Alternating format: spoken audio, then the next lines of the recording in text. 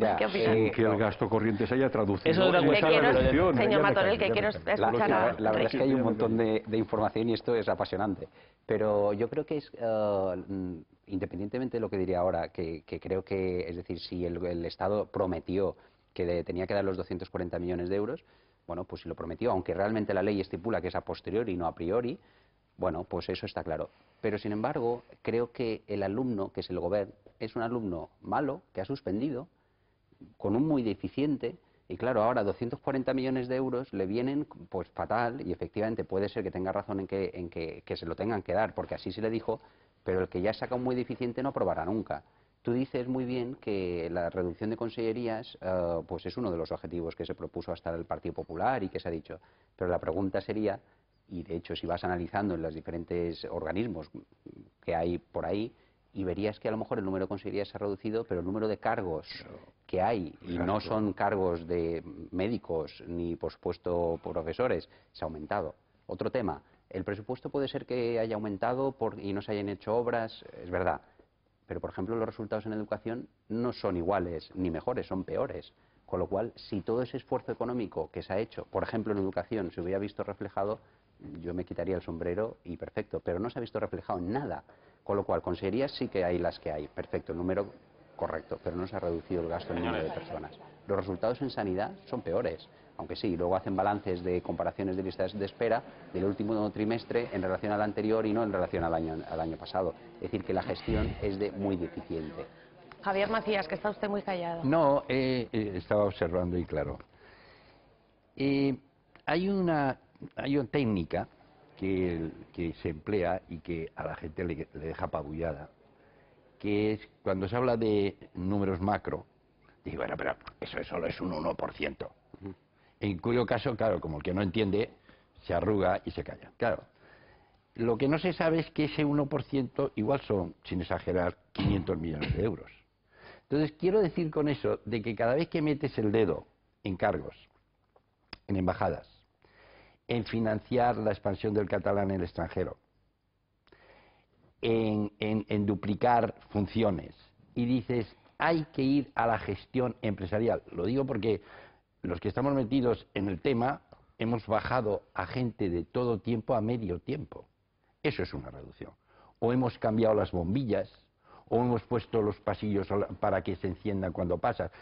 La administración no juega esas cartas. Te dice, hombre, eso es un 1%, eso es un medio. Y claro, como no entiendes, pero hay que decir, oiga, tome nota que ese 1% son tantos millones. Y ese tantos millones, si usted los suma en el conjunto, son muchos más. Y no te digo ya, y no quiero hacer política barata, cuando hay señores que están en cargos que tienen 3 sueldos.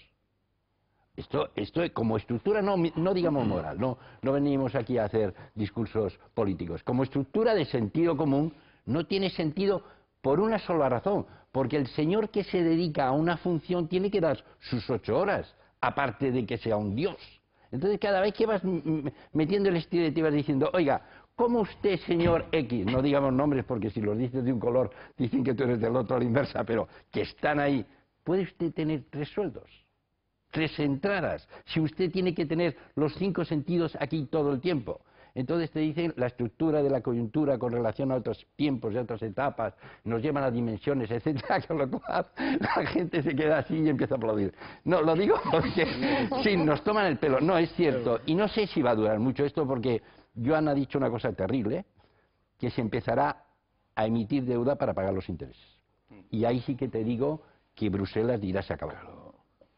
Ahí, cuando empecemos a emitir deuda para pagar los intereses, que no digo que está a punto, pero que puede llegar, ahí sí que vendrán las madres mías. Y a ese panorama le añaden ustedes el hecho de que el ministro de Trabajo hoy ya se ponía la venda antes de la herida, es decir, los datos de la EPA del primer trimestre que saldrán mañana... Dicen que no vamos a llegar que a los 5. no van a ser buenos, pero la gran noticia, no llegamos a 5 millones de parados. Sí, tampoco vamos a llegar a 4, ¿eh?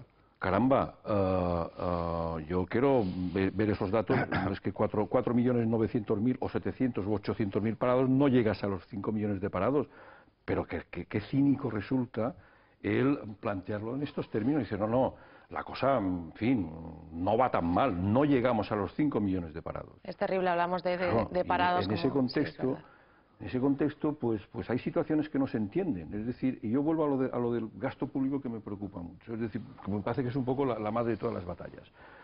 y se lo planteo en dos cuestiones muy rápidas. Una, no entiendo cómo un candidato, el candidato del Partido Popular, el señor Bauzá, en Menorca promete 3 viajes gratis a los estudiantes, ir y venir, que estudien fuera e ir a la península. Universal, Esto por además. una parte. Por otra, una información que publica, creo que es el diario Última Hora de esta mañana, que publicaba hoy, 600 o no sé cuántos empleos pendientes del posible cambio de gobierno.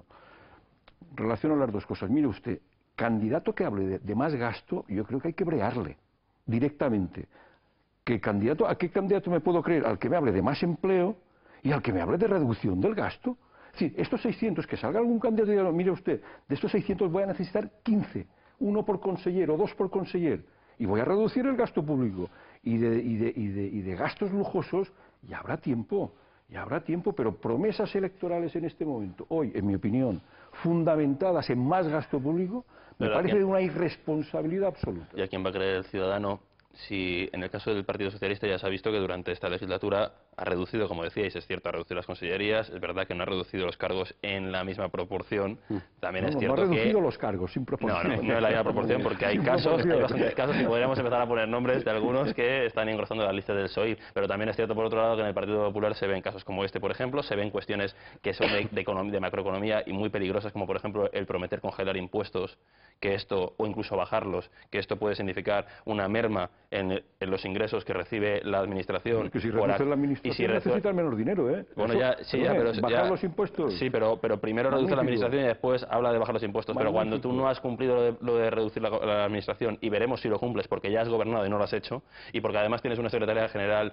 por ejemplo, sin ir más lejos, que María Dolores Cospedal, que tiene 3 cargos y cobra de ellos 3, por ejemplo, pero este es un caso del PP, los hay del PSOE también. No te quiero barrer para el otro lado, pero claro. idem de idem. No, si no estoy hablando de partidos, pero me refiero que cuando uno te parece malo y el que te aparece como alternativa resulta que está demostrando que hace lo mismo o peor, pues la conclusión es evidente. Es decir, el ciudadano no puede creerse a quien le venga diciendo que va a reducir el gasto y va a crear más empleo, porque son palabras vacías. La demostración luego la práctica no... Bueno, perdóneme, señor Martorell, así las cosas, así están, ya saben, pero ¿cómo lo ven ustedes, los ciudadanos, en la calle? ¿Qué les parece que ahora el Gobierno diga no a esos 240 millones de euros presupuestados? Vámonos a la calle. Me parece correcto, sí, porque ahora las circunstancias y la crisis económica que hay, me parece que no es el momento para destinar estos fondos a la comunidad y destinarlos a otra cosa más necesaria. Si lo tendrían que dar, pues ya darlo ya. Si lo necesita el Gobierno y Baleares y tal, pues tendrían que darlo. Siempre estamos igual, ¿no? Unas comunidades favorecidas y las otras comunidades no están favorecidas. No favorecidas, sino discriminadas. Tendría que ser igualdad para todos. Bueno, la crisis es la crisis y hay que ajustarse todos, digo yo. No vale que unos sí y otros no. Las cosas están mal, pero la gente normal y de la calle poco podemos hacer, es el Gobierno. Muy mal, pero ¿qué le vamos a hacer? Si no tienen dinero... Bueno, en momentos de crisis a veces hay que esperar un poco y tener paciencia. No, pues no me parece bien.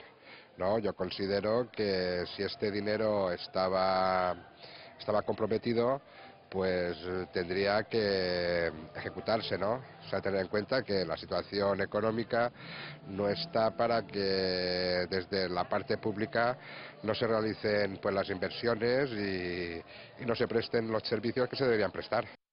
Bueno, ¿estáis de acuerdo, compañeros, con lo que están diciendo los ciudadanos? Álvaro. Yo solo diré una cosita. Al primer señor le diría que está muy bien esto de que todos se ajusten el cinturón y que claro, y que en estos momentos de crisis es normal que no se pague a la comunidad esos 240 millones de momento. Pero claro, es que lo que le diría también es que las competencias importantes, las del estado del bienestar, que son las que más nos afectan al día a día de los ciudadanos, están transferidas. Es que la educación, la sanidad, los servicios sociales, en buena medida, los paga la comunidad.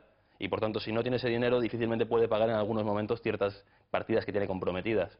Entonces, cuando el Gobierno central decide en un momento dado parar esto para que no le venga a él un sopapo de los mercados internacionales, lo que está haciendo es dejarle la pelota a los que tienen las competencias del día a día. ¿Y por qué se presupuestan esos 240 millones de euros y luego no se pueden garantizar? Es que yo cuando he seguido la noticia, también habría que preguntarse que cuando se gestionó en el 2009 esta forma del Fondo de Competitividad, esta forma de pago, claro, a lo mejor ahora